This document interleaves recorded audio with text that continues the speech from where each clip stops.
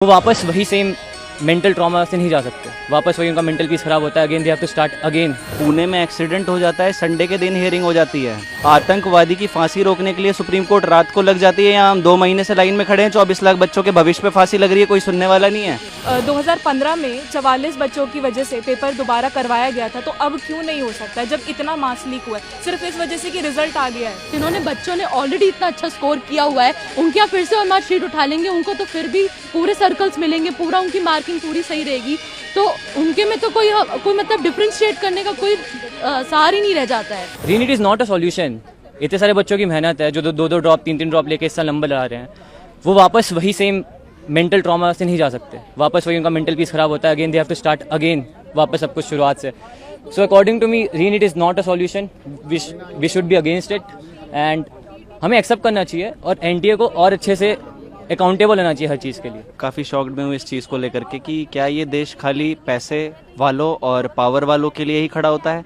पुणे में एक्सीडेंट हो जाता है, संडे के दिन हियरिंग हो जाती है। आतंकवादी की फांसी रोकने के लिए सुप्रीम कोर्ट रात को लग जाती है। यहाँ हम 2 महीने से लाइन में खड़े हैं, 24 लाख बच्चों के भविष्य पे फांसी लग रही है, कोई सुनने वाला नहीं है।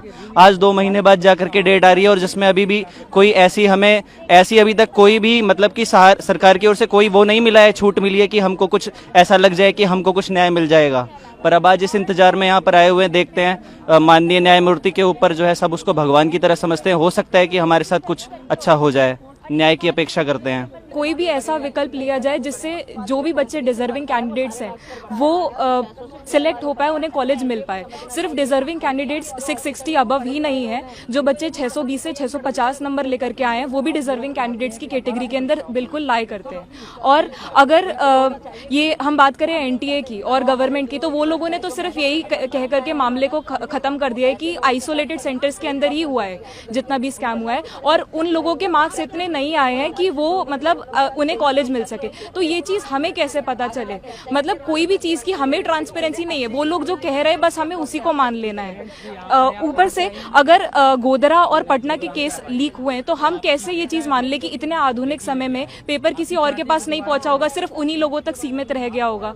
जब 2015 में 44 बच्चों की वजह से पेपर दोबारा करवाया गया था, तो अब क्यों नहीं हो सकता है जब इतना मास लीक हुआ है? सिर्फ इस वजह से कि रिजल्ट आ गया है, मतलब 2 बार एग्जाम ले लिया गया। वो तो इन लोगों का तरीका है कि वो ये चाहते हैं कि एग्जाम दोबारा से लार्ज स्केल पे ना हो, क्योंकि बहुत लोगों ने 30 लाख 40 लाख रुपए देकर के सीट्स खरीद ली हैं, तो अब वो लोग दोबारा से नहीं चाहेंगे एग्जाम हुए।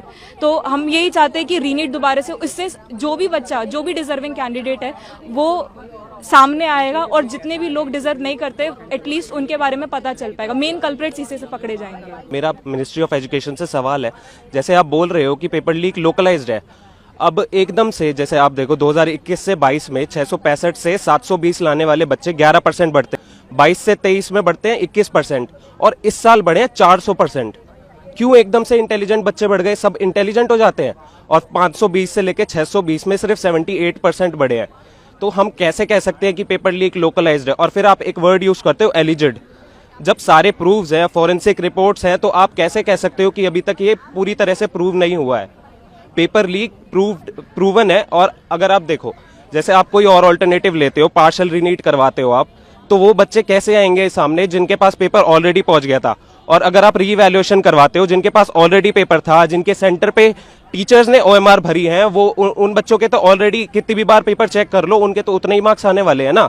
तो और कोई सोल्यूशन इसका नहीं है, रीनीट होना चाहिए, सबका होना चाहिए, दोबारा होना चाहिए, इसी से कल्प्रेट सामने आएंगे। 38 पिटिशंस फाइल की गई है रीनीट के लिए, और ये हम इसलिए उम्मीद लगाए बैठे हैं क्योंकि पेपर लीक पहले भी हुए हैं, 2015 में भी हुआ है, 2003 में भी हुआ है, और जब भी ये सुप्रीम कोर्ट के नोटिस में लाया गया है तब हमेशा सुप्रीम कोर्ट ने रीनीट या री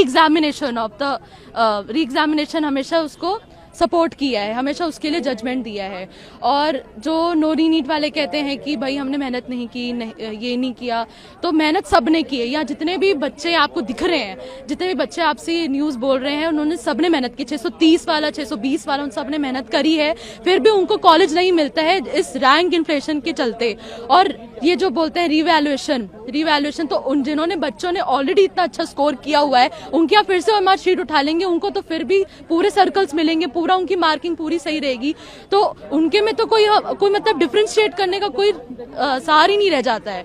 तो इसलिए हम चाहते हैं कि इतनी ज्यादा रैंक इन्फ्लेशन, वो भी सिर्फ 620 से 720 के बीच, सिर्फ उसी स्लॉट में आना, ये बिल्कुल ही गलत है, बिल्कुल ही इसमें दाल में कुछ काला वाली बात है ये।